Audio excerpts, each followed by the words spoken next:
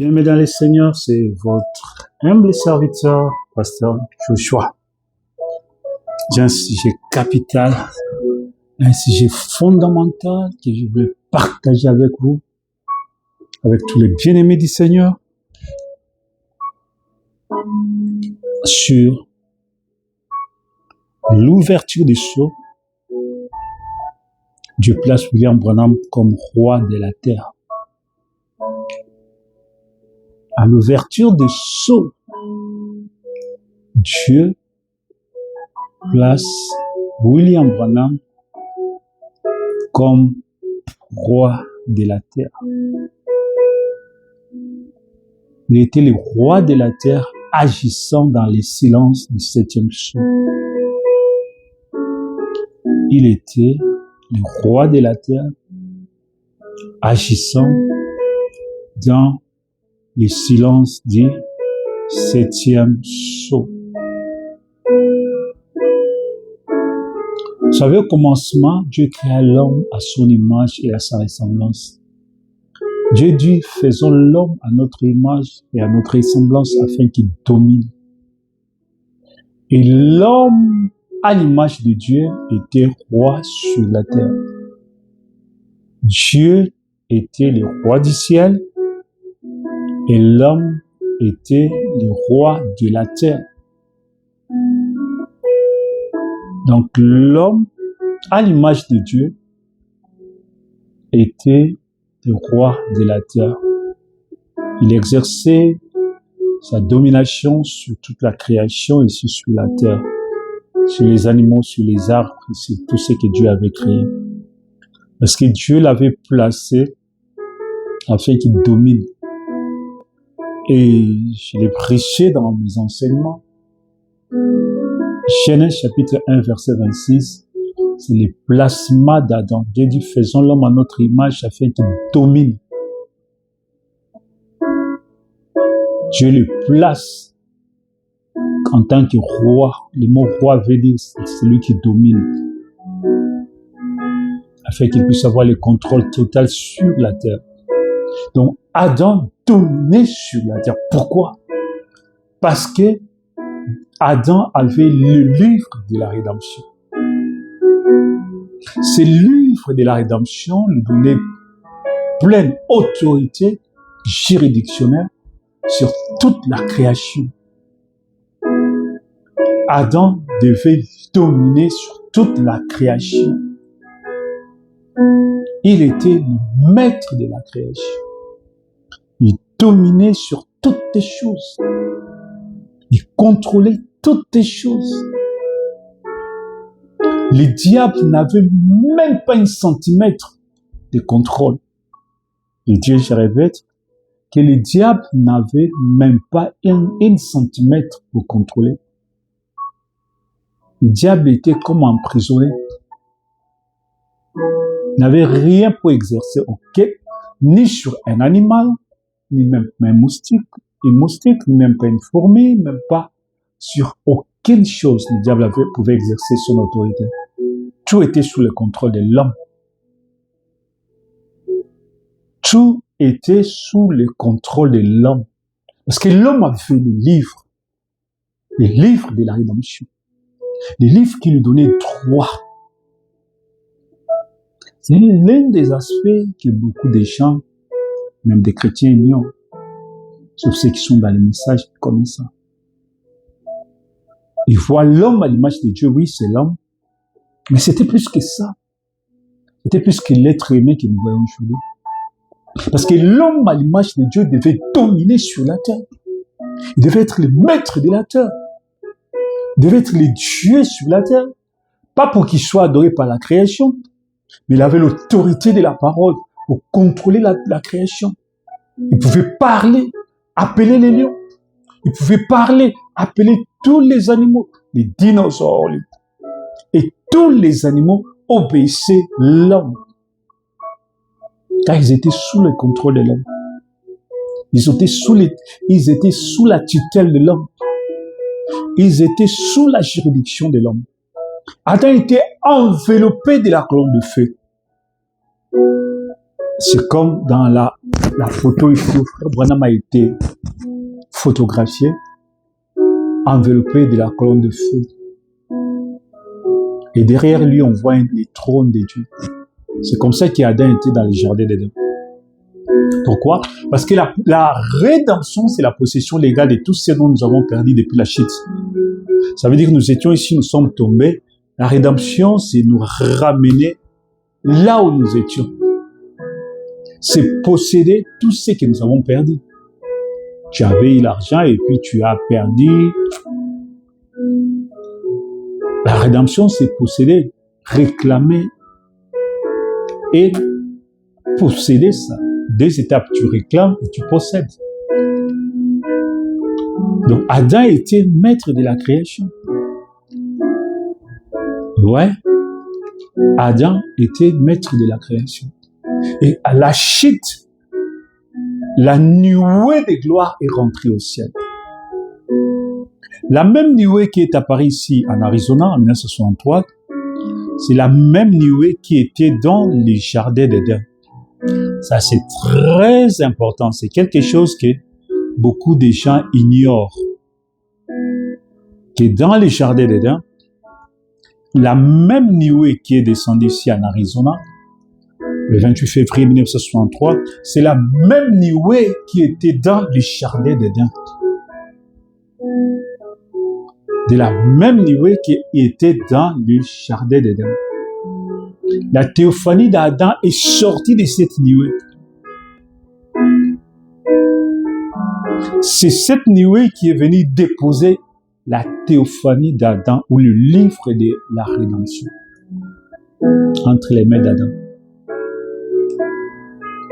Et quand Adam a péché, quand Ève est allée parler à Adam, j'ai expliqué ça, c'est Ève qui a libéré Satan dans sa prison parce qu'il avait interdit de parler au serpent.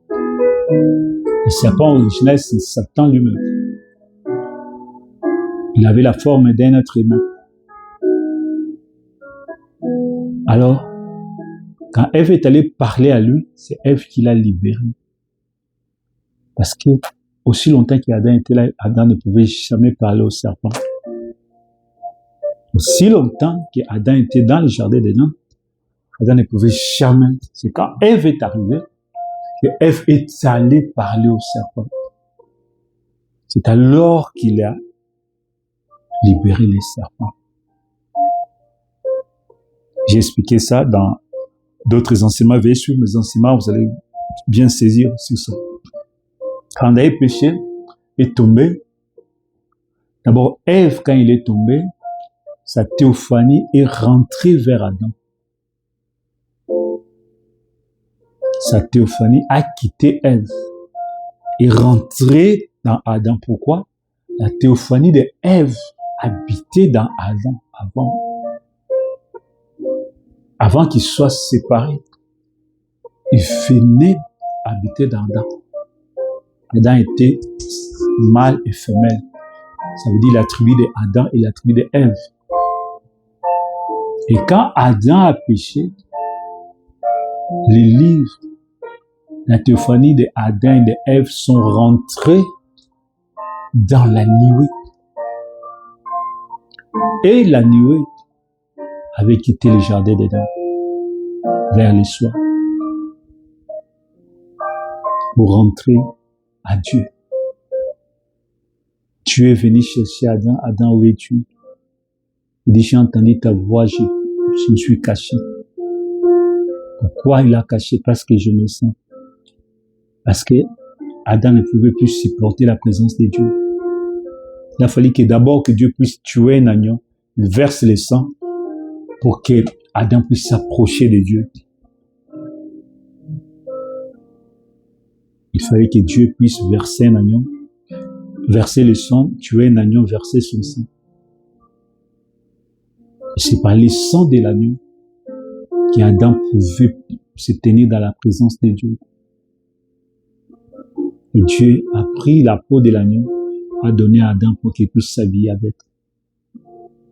Pendant que Adam se cachait derrière le fait qui s'était enveloppé. Donc, Jésus est venu, comme je dis, la rédemption commence par réclamer, il est venu réclamer, il a payé les prix, il a versé son sang. Parce que le sang de l'agneau dans les jardins était l'ombre du sang véritable de Jésus-Christ.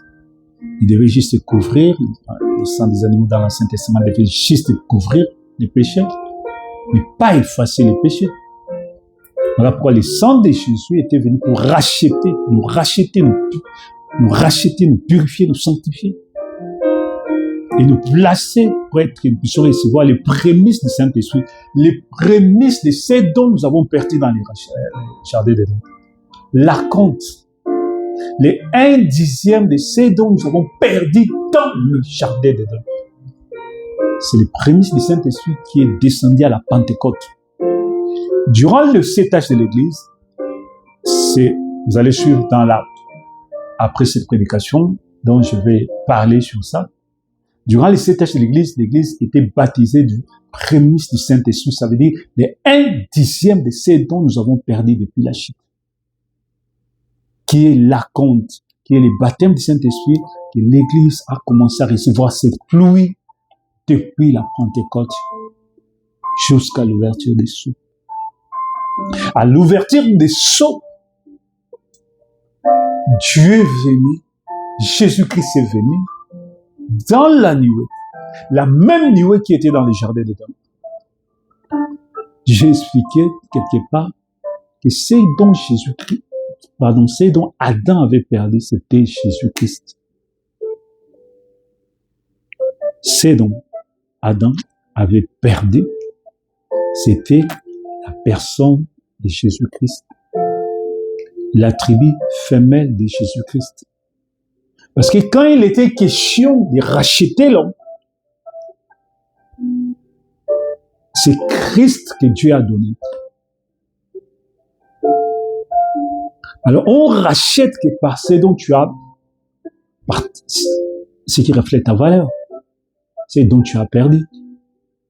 Donc il a fallu que le sang de Jésus soit versé, parce que ce dont nous avons perdu, c'est la personne de Jésus-Christ, dans son attribut femelle.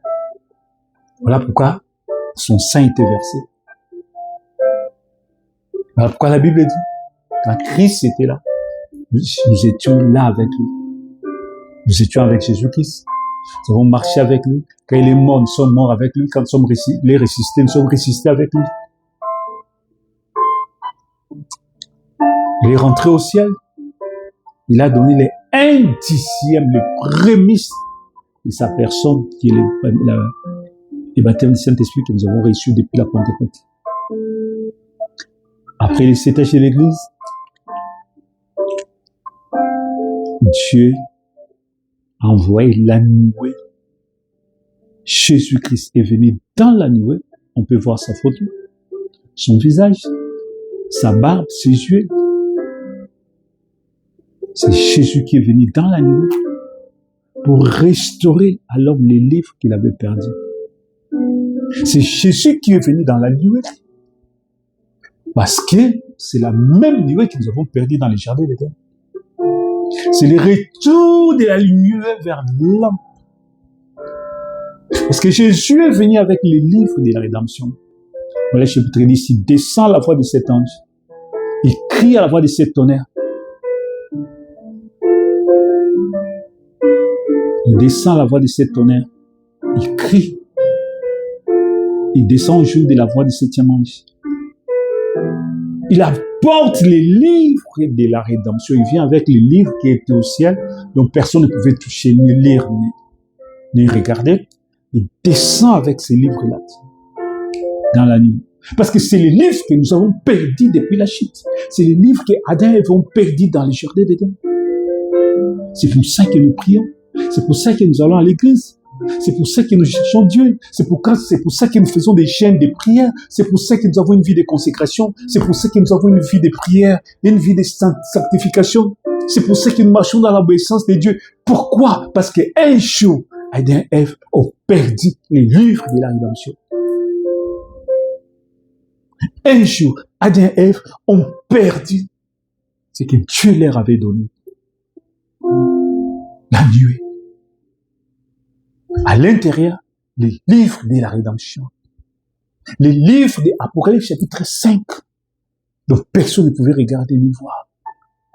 Dont Jean avait pleuré quand il avait appris que personne ne peut regarder ni voir ces livres.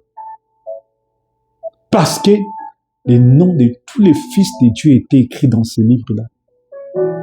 C'est pas un livre comme nous avons les livres aujourd'hui sur la terre, non. Et les noms écrits, c'est la vie de chaque fils et fille de Dieu. Ce ne sont pas les noms écrits comme ça, non. C'est là, les frères Branham dit clairement, les noms, c'est la manifestation de la vie.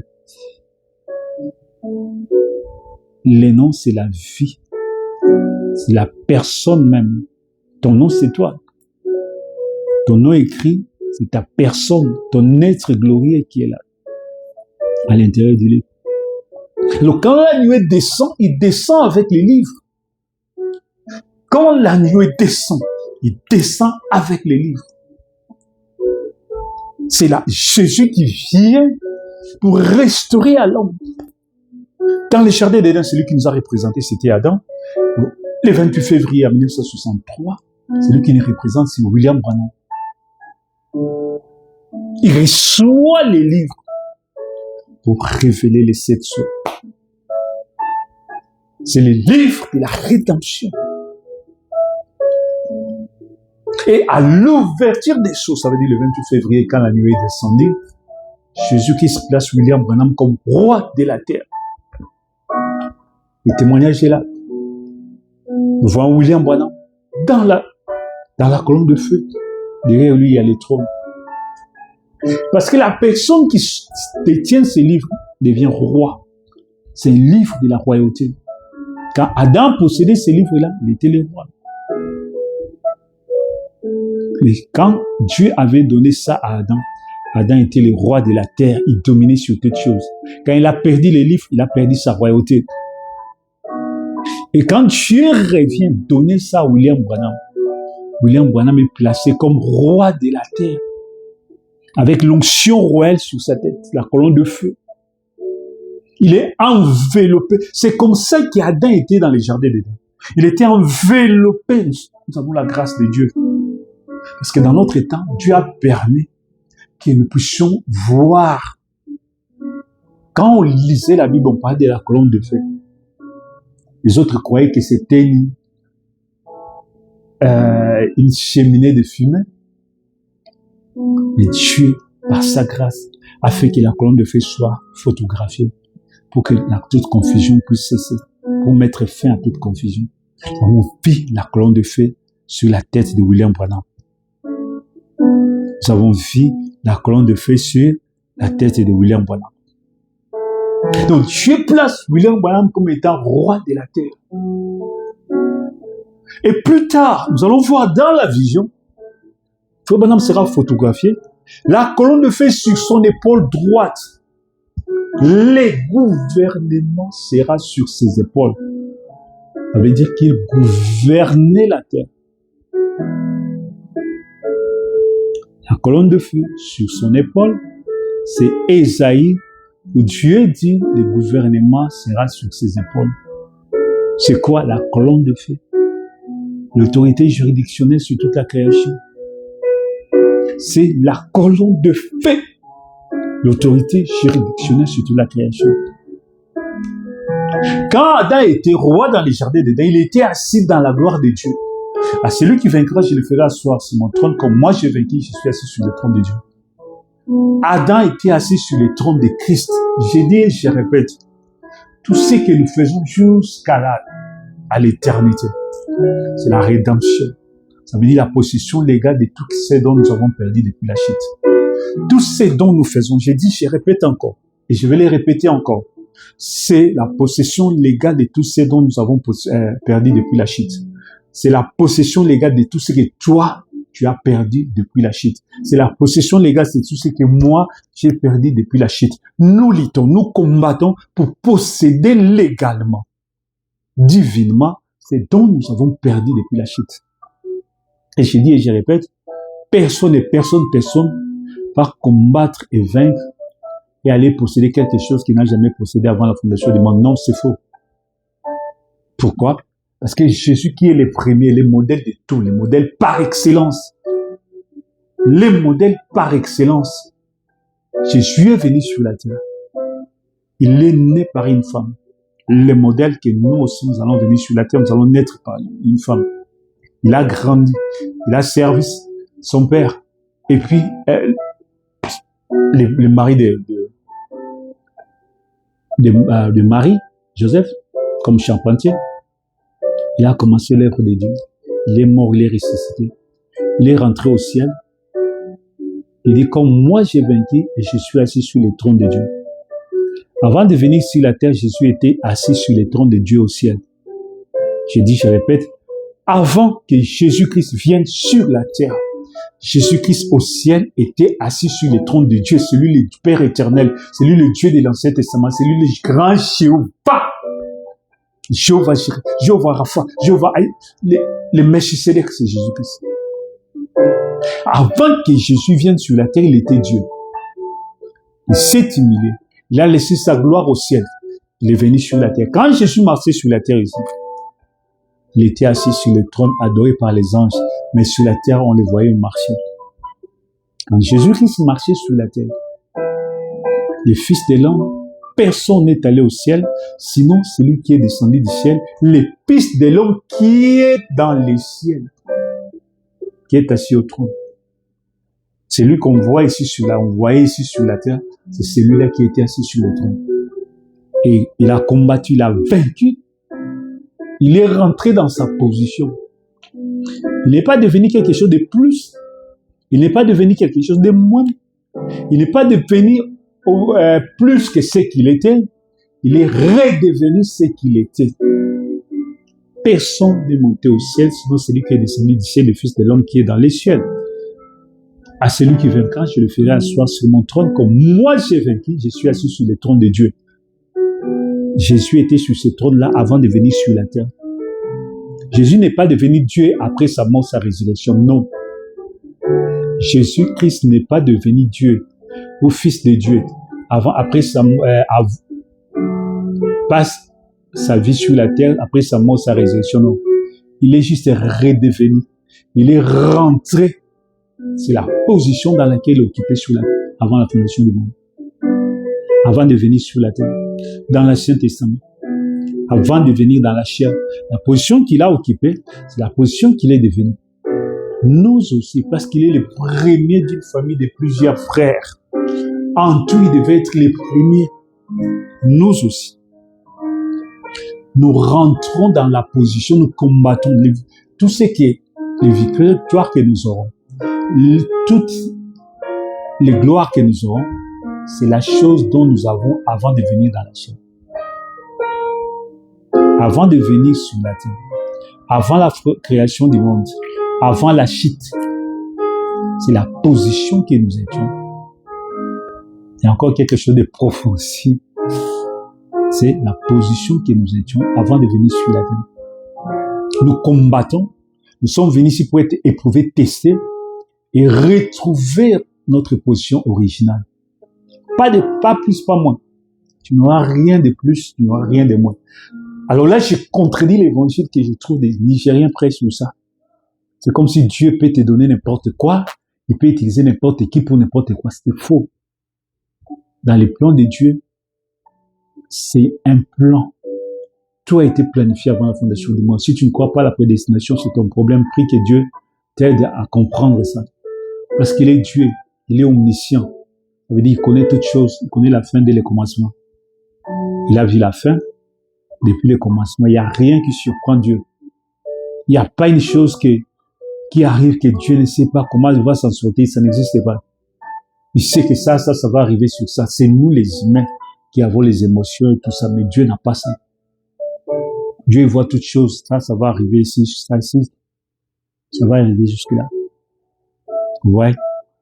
Ça veut dire que nous combattons pour redevenir ce que nous étions avant la fondation du monde.